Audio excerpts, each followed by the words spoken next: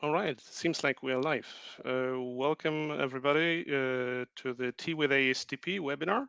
Today we have a last webinar before a summer break. We have Lidia Aguilera from CaixaResearch Institute and Carlo Duprel from SNT University of Luxembourg. My name is Jacek Pluczynski, also SNT Luxembourg. We're here to present interesting topic about industrial collaborations and also invite and promote the next event in the series of thematic events. Last year we had the one in Leiden in October about spin-offs. This time we have different topics selected: academia industry collaborations. So without further ado, I give floor back to our speakers, Lidia and Carlo. Welcome. Hi. Thank you, Jacek. Can you hear me well? Very well. Okay, so thank you very much, and thank you for joining us today. I'm going to now change to, so probably I'm not going to see you, but because I want to move the slides and I have to move to the PowerPoint, so let me know if everything is okay, because I cannot see you.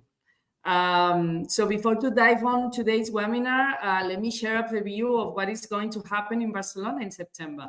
So we have a today's in-person event focused on one of the most relevant and challenging areas in our field, that is this industrial collaboration, as Jacek said. So we as a professional working on knowledge transfer, we face the same question. So we want to know how to build partnerships that with industry that goes beyond these one-off projects. We want to align different cultures and in timelines, in incentives, in cultures. And also as a knowledge transfer offices, we want to become strategic connectors on this innovation system. So this is the preview of what is going to happen in Barcelona. Is in the Science Museum. You can see here a picture of one of the most beautiful parts of the Science Museum in Barcelona. We will have there the 2 days event. And we are going to tackle these issues, as I said. So that will be a mix of keynotes, talks, and hand-on sessions.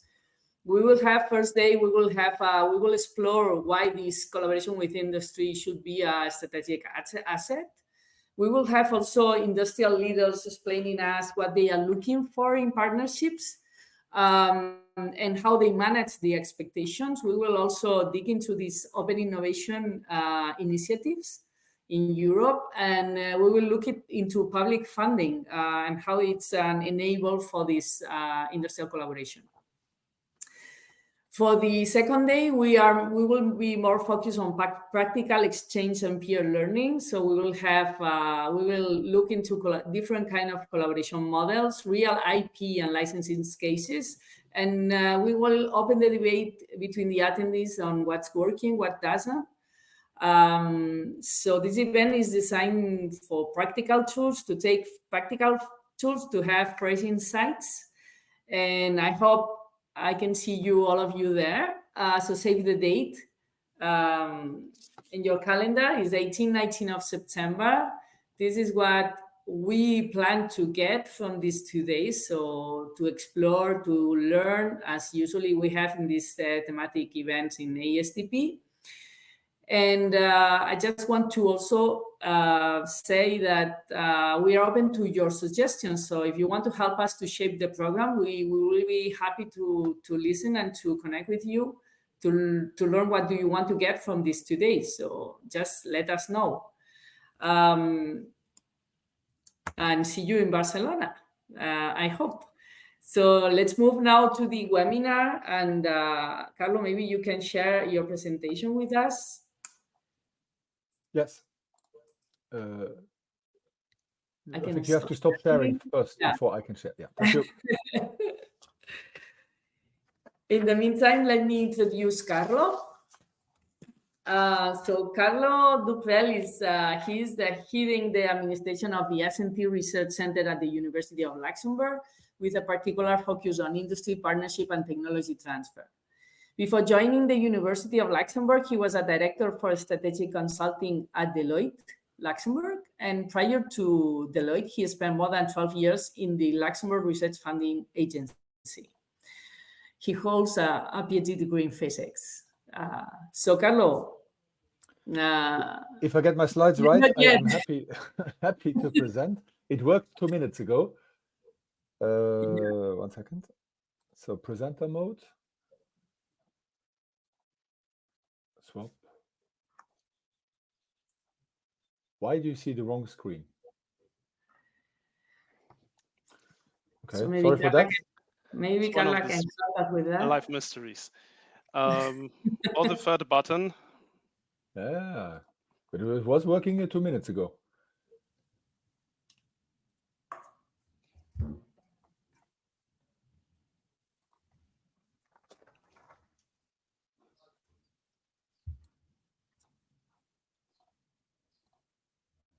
No, wait. No, still not working.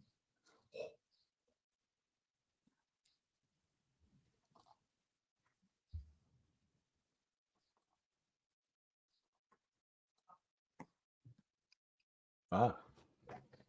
Okay, do you see the slides now? Okay, good. Yeah. Thank you very much. Sorry for that. Usual technical problems. Yes, so I'm Carlo. Happy to meet all of you. Thanks for coming. And as said by Lidia, this is on Lidia. Also, thank you for introducing me. This is a teaser for the event in Barcelona. And I was very happy when I saw that there was an event on industry collaboration. Why? Because in the center that I work in, this is a strategic asset for us. This is a core piece of our research agenda, and actually the whole center evolves around it. And in my personal view, this is extremely successful, and I can talk about that because it's not my merit. Yeah, that was all set in place before I joined. But I would like to share the experience of this, and so that everybody can draw their conclusions from that.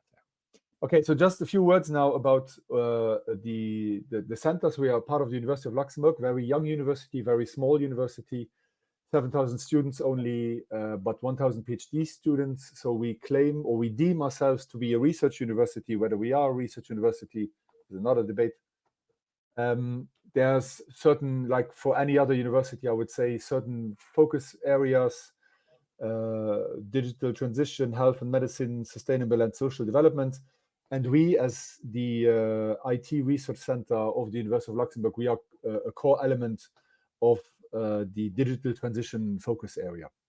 There is a faculty structure, of course, where mainly the teaching happens, and then of course there's also professors who do research.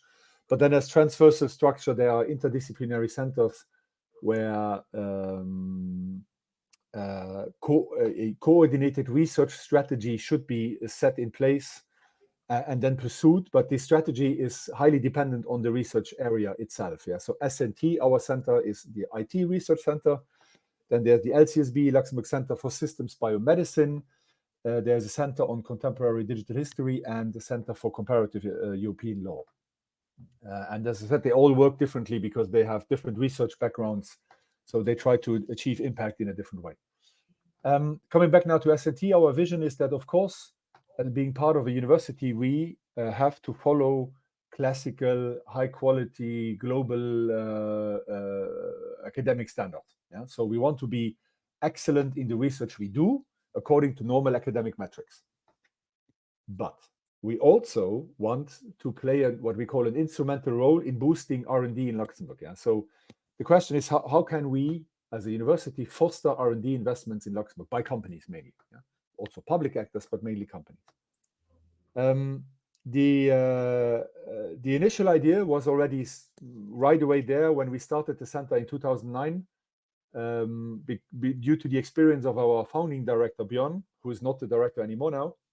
The idea was to really build the center around what we call collaborative demand-driven research. So we do a lot of research projects together with industry. Yeah? So it's not consulting, it's not just for the funding that we work with industry. No, we actually collaborate with industry. But in the same time, we do high-risk long-term research. Yeah? So we have also other funding means from the funding agency where we do sort of low TRL research, but also within the partnerships with industry, we can do excellent science, excellent publications in top journals. Yeah? So we need to combine both. And this is part of the success, in my view, of SNT, is that we align the interests of the researchers with the interest of the institution, which is basically the interest of the TTO, and the interest of the company. Yeah? If you align these three, it's very successful for everybody. If these three are not aligned, you will always run into issues, yeah, because that's life. Yeah. And as a strategic, let's say, one of the other strategic assets is our people. Yeah, so we recruit globally to really attract the best researchers in our center. Some numbers. So we were created in 2009 with about 20 people. We are now beyond 550.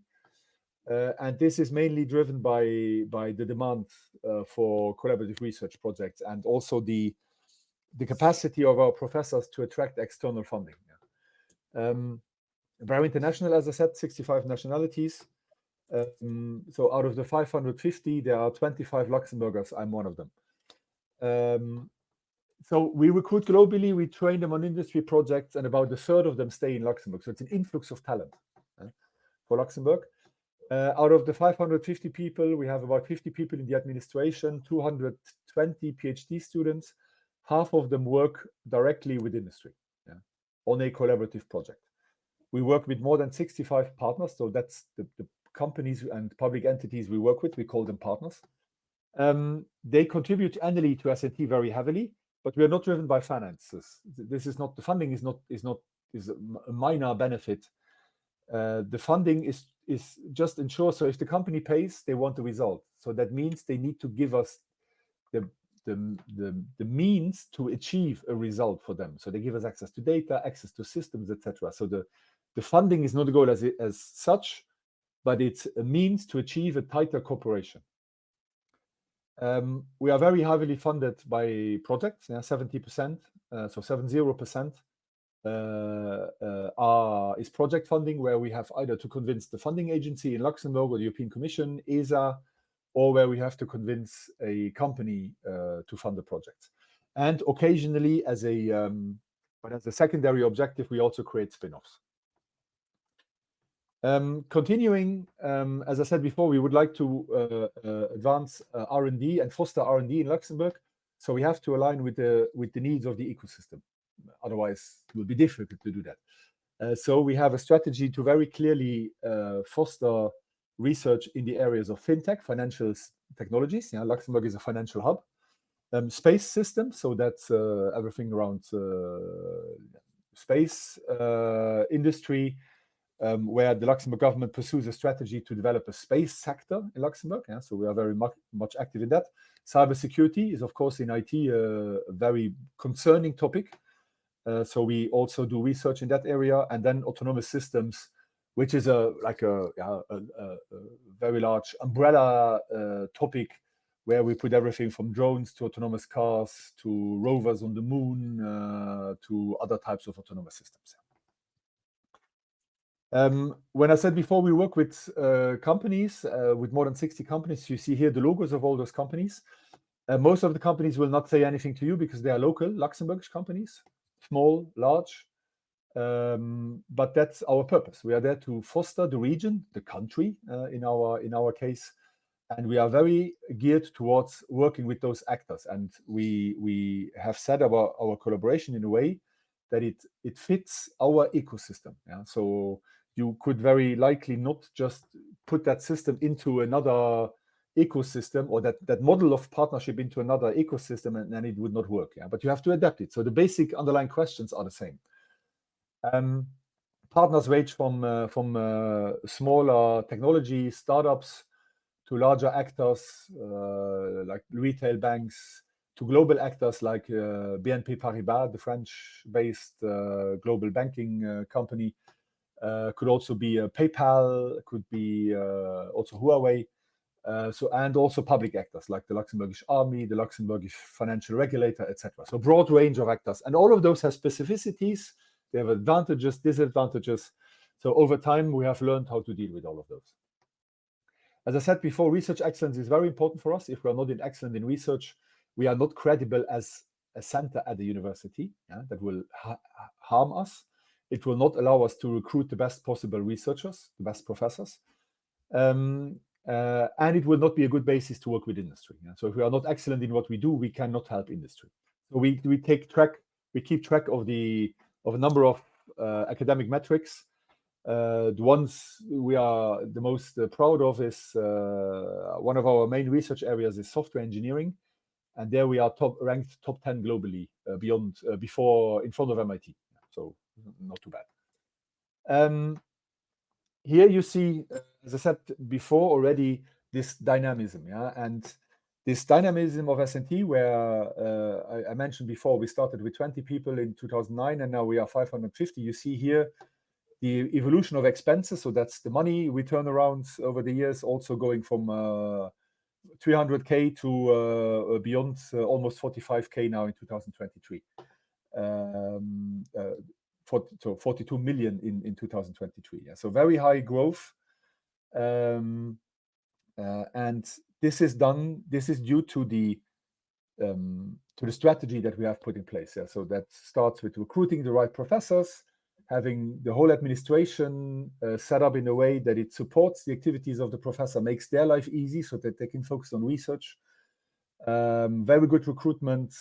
I would allow myself to say that we have a very well-developed tech transfer office. And the whole administration is geared around efficiency. So compared to other universities, and also other parts of the Luxembourg University, I think we are very agile, and we try to be agile, and that's not always simple in an academic setting. Of course, we are not by far not perfect, and there are many issues evolving around that. But we're looking now. So one of our biggest challenges is that we are very much project-driven. So much project-driven that we sometimes struggle to set up a coherent research agenda. And that sometimes falls on our feet when we do scientific evaluations or research evaluations. So this is something we have to develop, and we do that through what I mentioned below, on large-scale initiatives. So longer-term, 8-10-year initiatives on certain topics. So to give us something like a direction to follow with our research. We are not super good in IP management and licensing, so we need to improve that, and we are working on that. We still can become better in providing a more holistic support to our researchers, and we would like to transit to a University 4.0 model. Who is familiar with the University 4.0 model? I don't know how to ask a question without putting in a poll, but it's a concept that is not so well known. But it evolves very much also around industry collaboration. So, and why do we believe that industry collaboration could be a strategic asset? Well, if you look at a normal university, I think, no, let me start differently. For a research center like a Fraunhofer, I think the role is more or less clear in the ecosystem. For a university, it's less clearly defined. And it is my experience from our university, but also from other universities, that each employee has its own definition of what the role of the university is. And they all typically today share generally the same objectives: education, research, and knowledge and technology transfer. And typically, it's also in that order. And this is also the graph you show there. So a lot of the attention, a lot of the resources go into education, a little less in research, and then very, very little in knowledge and technology transfer. And this is, in my conviction, also the case for universities that claim themselves to be research universities. Universities are very much driven by education, and that is not necessarily the role that you have to play in your ecosystem. So the question is, how do you balance those three objectives, and how do you balance the means between those three objectives?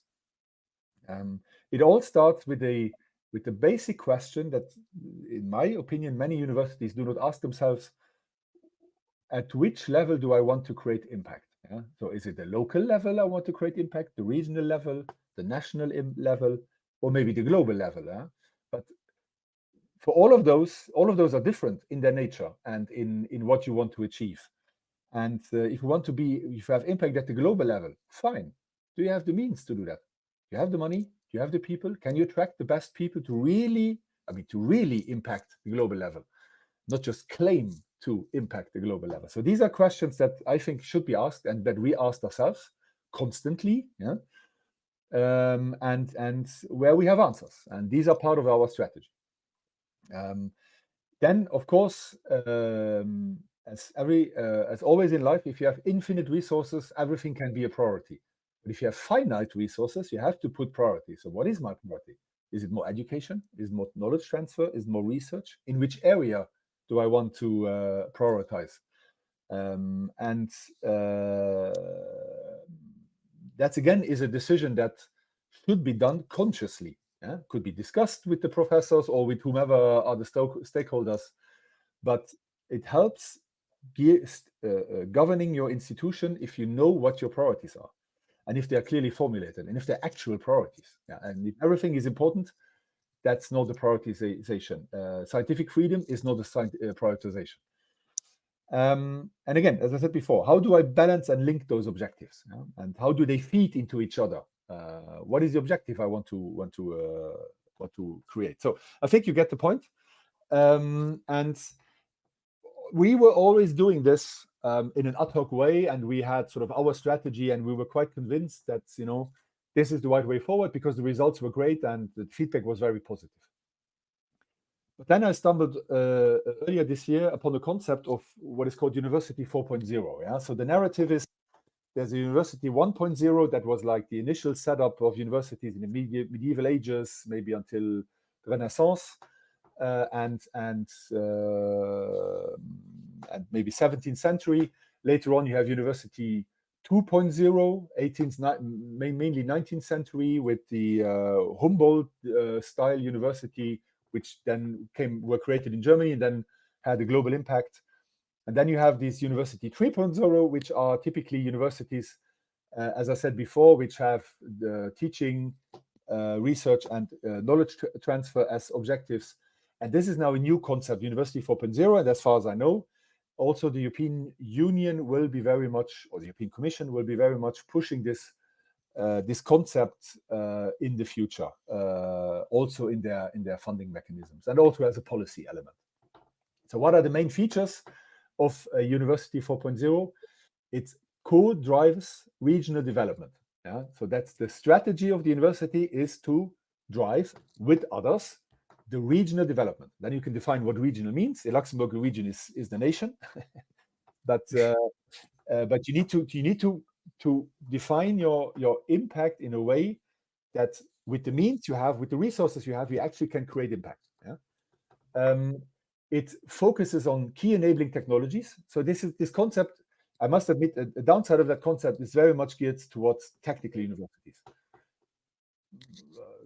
I like that, but let's say holistic universities sort of need to draw their, need to adapt that model to them.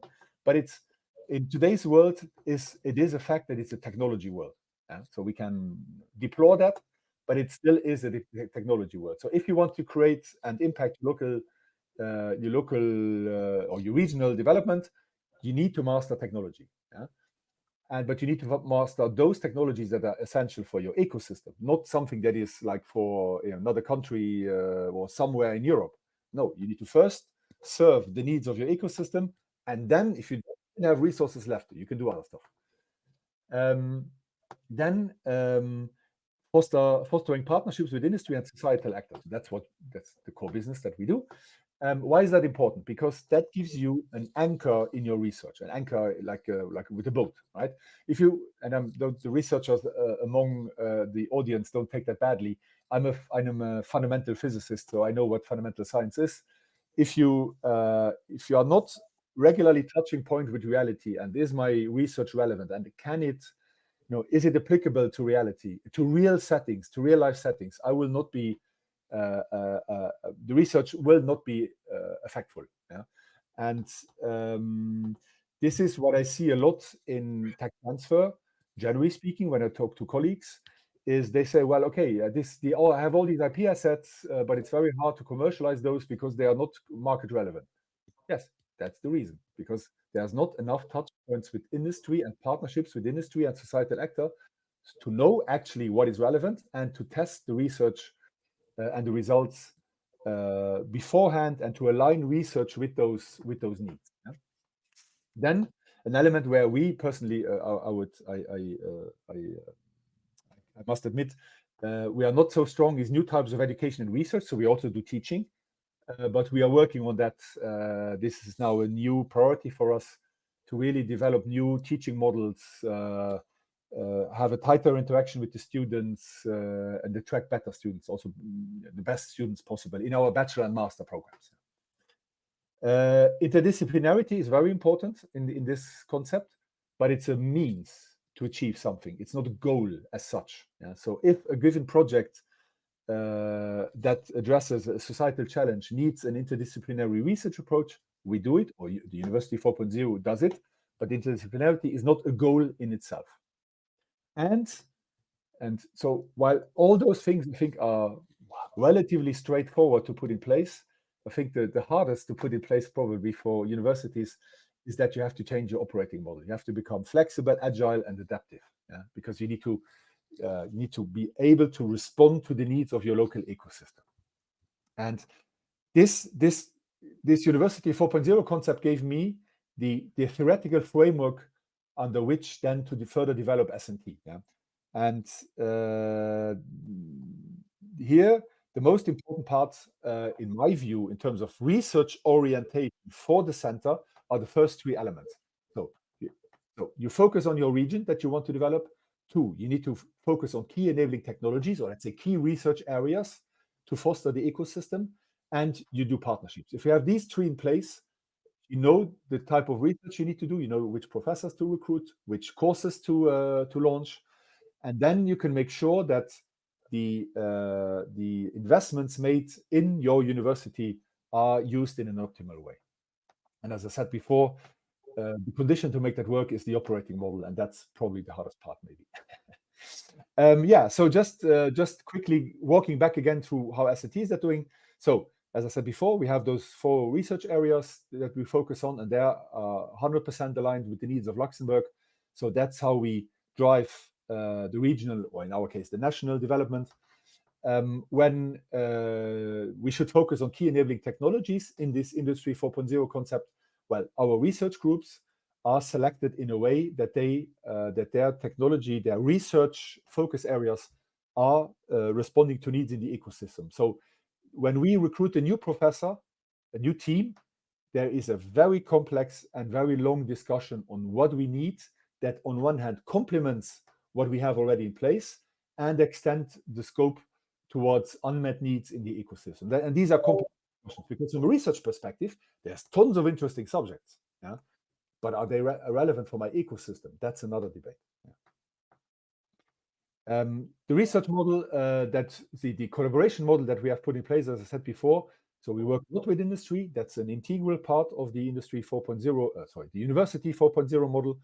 And what we do in our partnerships with industry is that we go way beyond the classical TRL 1 and 2 research projects where then scientific publications are done, which we also do, but we go up to a prototype. So that's the price to pay.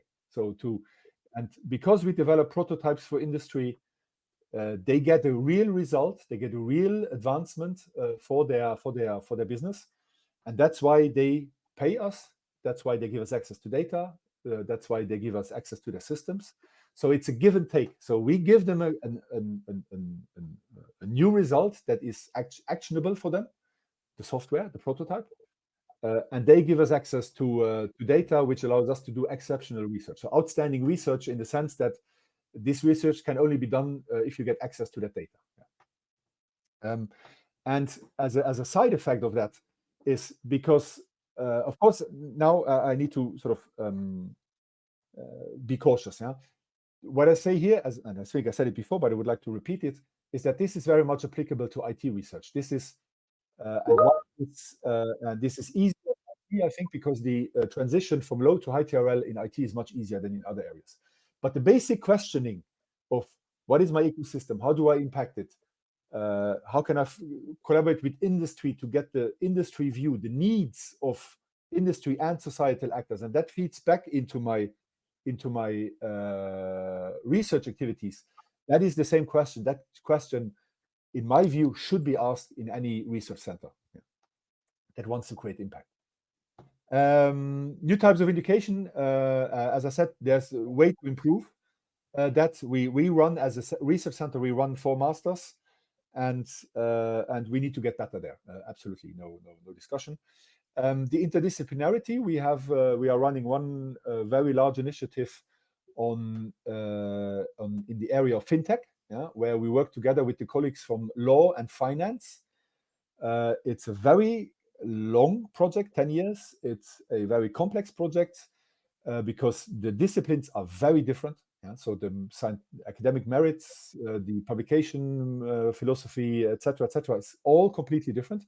But we learn from each other, and when we feed each other. So I'm really happy with that. It took a while to get it flying, but it's really progressing in the right direction. And now we can serve our partners, and we work with them also with a broader view, influenced by law and finance, which we couldn't do beforehand. Now, I think that's my last slide. The operating model. So we have a very well-developed operating model that took us years to develop, where we have some guiding principles that we have put in place. It's people are our only asset. So recruitment and retention are critical.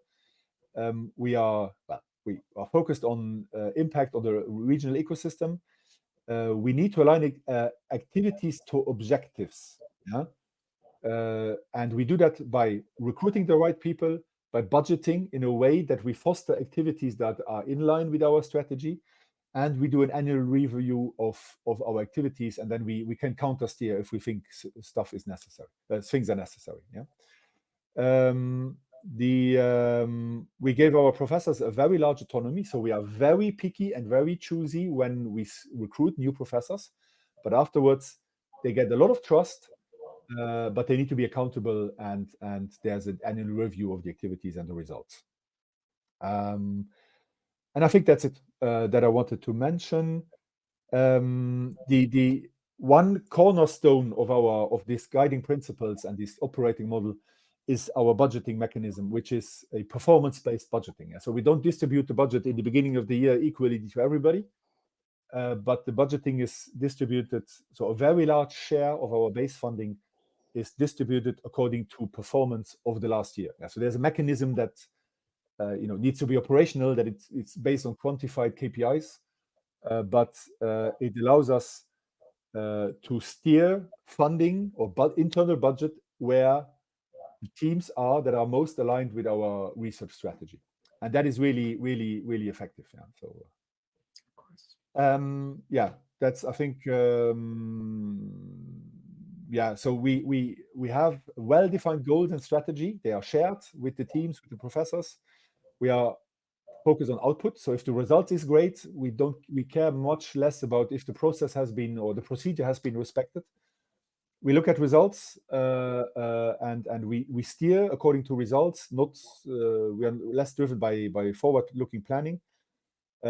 All the people in the organization, administrative and research, are responsibilized. So they should do their job properly and in a way that is well explained by the management. If this is not done, then it will have afterwards consequences, no controlling beforehand. We responsibilize people, so they can take free decisions, to the reasonable extent. And as I said, the resource allocation, the budgeting is a strategic element according to the performance. Good. So the basic message I want to convey is that if you want to really impact the region and maybe the nation in which your university is hosted, start working and immerse yourself with the ecosystem. There's one last advantage that I would like to mention that I didn't put in the slides, is that the public authorities, the relevant ministries for us, they are very keen on the S&T model because they see that we really want to drive the local ecosystem, that we really want to impact what companies, sort of really want to impact the local ecosystem, and they very much value that. And we are not living in the academic ivory tower, because that, honestly, between us, that's very much criticized in many countries, and I think universities need to become much more open. That's why I like this model of the University 4.0, and collaboration in that model is a strategic asset. It's not something you do for the funding, it's the core of your strategic thinking and how you orient your research center. Thank you very much.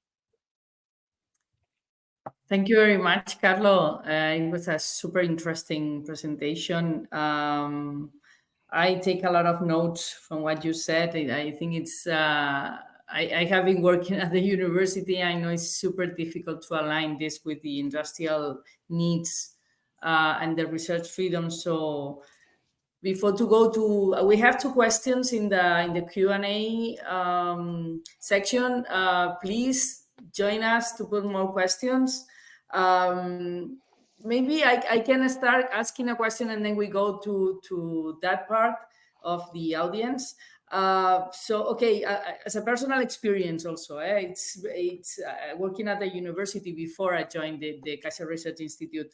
So usually you approach the industry engagement on a project-by-project basis. I understand that was the way S&T at the beginning started to work with industry, but how you transition towards this strategic model that you are showing, and where were the turning points, the key drivers? Yes, so I think it was probably always the intention to have collaboration as a core element of the center.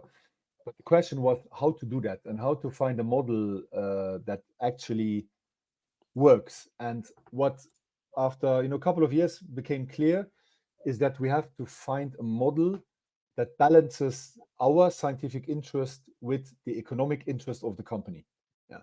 And in many, let's say, other settings that I see, and what we were doing, at the initial stages, the university or the public research actor always tries to draw more benefit out of the research project than the company can get. Yeah, and this is very largely due to the state aid directive, which I personally think is a disaster for Europe. Always saying the same. And so when we realized that that we have to really try to give a maximum to the company while staying compliant, of course. I mean, we have to be legally compliant. That changes a lot of things because that creates trust. So the company sees, okay, they are not just researchers trying to get funding out of me, and then I pay for the project, and later on I have to pay again for royalties to commercialize the IP. We immediately went tried to find a model that says, okay, I give you a maximum freedom. I'm interested in research. I don't care about the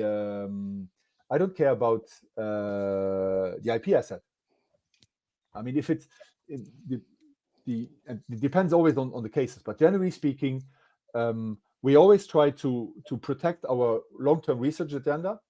But if we then, out of that, do individual research projects, the IP created in those projects, individual research projects with industry, the IP created in that is not scientifically not relevant for us. So we differentiate between what is our core IP that we want to keep for ourselves and what can we give to the company. And there's one question here that refers to that: who owns the IP in your partnerships? Exactly. Yeah. And that is, we use the model of shared IP without accounting. Yeah. So be careful. So we think that this can be applicable very well in a IT research where it's mostly about copyright, code. I'm not sure this can be easily applicable in areas where you will create a lot of patents. Yeah. So that's quite rare. We do that occasionally, but typically we create just a prototype. Yeah. And so the prototype belongs to both parties, the university and us. And both parties have the same rights. Yeah? So the university can commercialize, modify, do research, sub-license. The partner can do the same. So by that, we are de facto state aid compliant.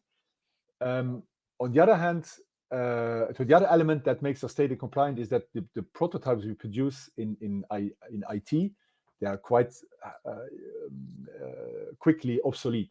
Yeah? So because technology evolves so quickly, and but that means that we can actually give quite a lot to the company. The company needs to redo a lot of stuff, etc. So, but the company gets the impression that we are not there to rip them off financially, but we really want to try to help them. Yeah? And then also, our professors have learned over time to actually give added value to the company. So they actually address the problem. Not always project work, so that fails sometimes, but typically we manage to achieve a good result for the company. Okay, so maybe we can go now to the, but there's a lot of questions, some at the Q&A and some at the chat. So maybe we can go with Edward. Okay, let me see. What is the question? What is the numbers that you have from partners' contributions and spin-offs aggregated since 2009? So spin-offs created, the aggregated number is 7. And I would say, I think out of that, 5 are still alive, more or less. The partner contributions, if I would sum that up, let me guess, maybe 35 million over since 2009. So it's a steep increase over time. It's a lot now. It's much less in the past. But it's not the most important KPI for us. It's not how much money do we get, how many partners do we have, but it's how many partners sign a second contract, because that demonstrates that they were happy and that there's added value in working with us, and the added value differs. Yeah. So when we talk with partners, some say the project was intellectually interesting, but I just want a PhD student. Fantastic. Others say the IP asset was great. I mean, this was the basis to develop a new commercial product. Others say the project was relevant, the IP not so much, but I know now how to address the problem myself, and they're still happy. Yeah. So it depends very much on the partner. How do they draw benefit from it? But the biggest KPI is the second contract with the partner. So this is going to the second questions from Angus, that is to identify, measure the outputs. I remember you said that one of the KPIs is the budget on collaboration. So there's and also the a broad set of KPIs that we use. Yeah, so we have. This is for the evaluation of the PIs. These KPIs is how you evaluate the PI. Sorry for the question. Let me respond. There's one important element to understand is that we do not differentiate between academic and tech transfer KPIs. The institution has KPIs. They're all important. And so we look at academic quality measures. They are worth what they are. So it's number of publications, and then we have a definition of top 10% journals and conference proceedings. So we look at what share of our publications are in those proceedings. Then we have, of course, financial return, number of partners, number of second projects with partners, number of IP assets, number of spin-offs, number of PhD students, and share of PhD students funded by industry. So a broad span of KPIs, and they are all important. In terms of let's say evaluating professors, so we do not in that sense evaluate professors, but we evaluate the performance of their research groups. And there's once a year, so we write a KPI report, typically in March, covering the year beforehand, where we have all those KPIs, and then also differentiated between fintech, cybersecurity, etc. So the topics, but also differentiated against the research groups. And that's what some research groups don't like so much, because then we also do time series, and then you see, okay, so the one group evolves very well, and then it goes down. So what's happening? And others just go up, and others they stay small or they are flat. And these are that lead to then discussions with the management. And these are friendly discussions. We're not there to shoot people down. I mean, if it's very bad, then we'll have also harsh discussions, but we never have that. but it's about, okay, what's happening? Yeah, so you have less partnerships. What can we do to help you? Yeah, and then there's specific sessions on that. If the science goes down, then there's discussions. Okay, how can we set up a publication strategy? There were maybe issues. How can we recruit better students?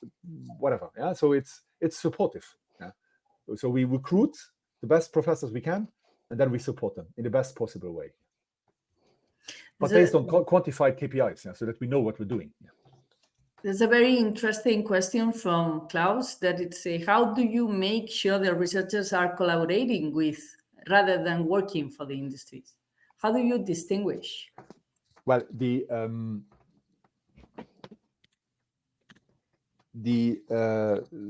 so there's two elements to that. First, when we negotiate the project, the contract, we make it very clear, and also through the mechanism, to the partnership model, we make it very clear that it's an eye-to-eye collaboration. Yeah, so we work with the partner, not for the partner. The contract is also written in such a way. Yeah, so there's no deliverables. Yeah? So we say, okay, we will try to develop this, but it says we will try to. It's not we will. Yeah? And so to give us freedom. If things don't work, it doesn't work. And then when our researchers encounter problems, and they do encounter problems, yeah? So if a company starts putting pressure on them, saying, okay, well, here's a short-term problem, you need to solve that. And if the professor says this is getting too much, then they come to me and the director of the center, and then we talk to the company saying, guys, that's not the way it works. Yeah. And that typically helps. Yeah? So there's a constant monitoring, and people know that if they run into problems and the nature of the collaboration changes, there's somebody who will help them. Yeah. And then we typically solve the problem. The other part is very important. In our contract, it says very clearly that the company cannot block publications, except for in two cases. We use confidential information in the publication. Okay, goes without saying, but we have that almost never. Or there's a patent filing starting, and we also have very rarely, due to the type of research we do. Yeah? So mostly copyright. So we are independent, yeah? And we stay independent. So that's why it is so important that we have this unique partnership model that balances scientific interest and economic interest of the company. Yeah. If you don't have that, and if you start developing, collaboration contracts which are always different, if each partner it's different, then that's not good, because then you cannot learn from experience, and you will have a hard time defending your researchers from consulting and just coding for the sake of the company. Yeah. So it's complex, but it's feasible to achieve that. So there's now some questions from Mohammed. One is, I think it's two questions. Yeah. So one is, what is the model for contracting with industrials and local ecosystem? So maybe we can start with that one. Yeah. So because it's, I mean, I think it's cut because it's on the second question, I think. Yes. So I think this is, I think I alluded to that already to some extent. So yeah. It's a collaborative research project. So we do a joint research project. So they have an in-kind contribution, a resource contribution to do into the project, and as well as we do. And this should ideally be balanced. They also contribute financially, so they pay 50% of our costs, and we cover the other 50% of the costs. Why do we do that? Because this gives us freedom. Then we are, as I said before, we work with them, not for them. So we need to also co-invest in the project.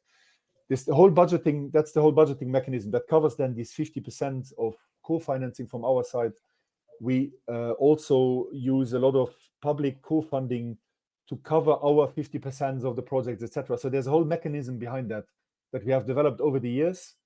But this is the type of research we do. Yeah? And we shy away from service contracts. We shy away from R&D service. We shy away from consulting. Because there's no research in that. There's a second question about how you negotiate and manage the IP transfer. Yeah. So if it's predefined. No, this is predefined. This is not even predefined. This is cast in stone. So we have this, as I said, unique partnership model. So where a number of parameters are cast in stone. It's duration, 3 years, because we fund PhD students through the project. It's shared IP without accounting. It's shared costs, and some other minor elements, freedom to publish. These things cannot be changed. And the company has to accept that, or there's no project. That means and the advantage of that is that we can abort very quickly discussions that will lead to nothing. The company doesn't fit to those. So we mentioned those rules. They are known by our professor. So they even mention those rules to the company. And if the company, in the beginning says, okay, that's not fitting us, I'm saying, good, let's discuss in 1 year again. So that means we cannot serve all the companies possible. Fine. That's the price to pay to be scientifically independent. Within our model, we know that we can do good science. If we shy away from that, it's much harder, and we run into issues with publications, with delivery, etc., etc. So that's the core element of what we do. So it's still science for our research, and that's what I said before. So we balance the interest of the company with our scientific interest and with the interest of the management, of the TTO. So, and these three things need to be aligned. If they are not aligned, then it's very hard, always. There's another question from Klaus. I think it's no, it's another Klaus. I know it's the same one. But I'm not sure if I understand the question. So it says that if you assist the employees into private consultancy, but I understand you don't. Yes. So, and there's a simple reason for that. Why should a professor do consultancy? I never understood that. I mean, it's good for their pocket, fine. So why is that good for the university? Yeah, we cannot assist them on that, I think. No, I think they should not even do it. Honestly. Yeah, exactly. So from an S&T perspective, there's a clear instructions. Okay. Technically speaking, legally they are allowed to do it. And there's in our law, it says clearly there's 20% of accessory activities is allowed. But we say you're an employee of S&T, you focus on your job at S&T. And because if you start doing consultancy, then you take time to do stuff which is not research relevant, very likely in your working time, and that's good for your pocket, but it's not good for the university. There's no added value for the university, so don't do it. Also, if I may add, there is a challenge in assessing where's this wall between what's within the university with your work contract and stipulate where the IP actually belongs to university, including the know-how, and what's not, what's beyond within this 20% of accessory activities. There is no good mean to ascertain which is which. So better not to touch. And the moment actually it comes in the field of the very aligned with the research that is actively being conducted within at the university or within the S&T, there is an obvious conflict of interest, and it has to be managed. I think we still have 5 minutes. With you, nevertheless, it is sometimes a request need, but thank you for your answer. Thank you for your questions, Klaus. Yes, so just to respond to that question again, yes, we also have those requests, and then we see why is that necessary, and why is that good for the university, and why can we not transform this into a partnership? Yeah. So we always try to be helpful, but there's at some point, if we dilute our effort too much, then it has a negative effect on what we do and on our strategy. So it's not. I mean, it's not that easy at S&T. So don't get me wrong. And we're not perfect, by far not perfect. Yeah. So there's still a lot of things to improve, but generally the agility and the dynamism is really not bad. I really enjoy it. Yeah. Okay, we have 4 minutes left. As there's no other questions. Yeah, we have one question from Mary from Imperial about the IP. Who owns the IP in your partnerships, Carlo? Yeah, so I think I responded to that already in the beginning, but no problem. So it's shared IP without accounting. Yeah, so the IP that is created belongs equally to the company and us, and both parties have the same rights to do further research, commercialize, alter, add, modify, and sublicense. And so then both. But it's copyright. Also think about it's copyright, not it's very rarely patents. And then in patents, in the case of a patent, we will have a let's say a valorization contract afterwards. So there's only a few minutes left. I'm not sure because I still have one question in my side, but I'm not sure I can ask. But I'm really curious about how you address the concerns. And maybe it's something that maybe we have to wait for the answer in Barcelona, probably. How you address the concerns between the academic freedom and the integrity with these long-term partnerships, or maybe the other way is how do you align these scientific goals with these business objectives? This is something that I'm really, really curious for. Okay. I give you the short answer. How you do that. And then I give you the more complex answer and the more radical answer in Barcelona. So for me, scientific freedom is that within a project, the professor is free to do the research and the results according to best scientific practices. And we lay a lot of importance on that. So, and that is, as far as I know, not really an issue. Yeah? That's why we have this scientific freedom. So the freedom to publish. Yeah? That's a red line that we will never cross. That I mean, there's in defense we are forced to give somebody the right to review, but outside of that we never cross that line. So we have always the freedom to do scientific publications. And then secondly, I was also asked recently about but how do you manage conflict of interest with companies? But this is engineering. I mean, where's their conflict of interest? I mean, if the AI tool doesn't do what it should be doing, there's no need in lying to yourself or the company forcing us to change the paper. I mean, it doesn't work. So I'm always struggling to see the issue there. Yeah. So the scientific freedom is you need to be able to do the research perfectly freely, but the type of project you do and the research areas we steer that by recruiting the people who want to do what we want them to do. Yeah. So we don't force anybody to do what we want as a management, but we recruit the people who say, yes, I want to work with industry and I will manage to work with industry. Okay.